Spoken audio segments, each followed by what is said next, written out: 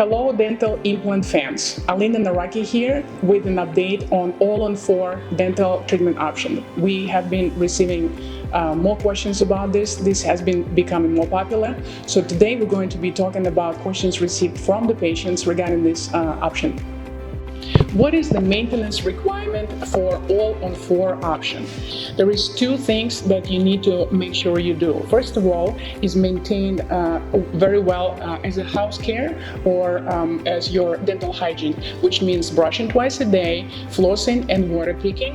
And the second option is annual or semi-annual checkups at the dental office to eliminate any signs of early complications. And also once a year, the dentist will need to remove All-on-4, change the screws, clean the arch, and replace the screws and screw it back, and you're good to go for another year.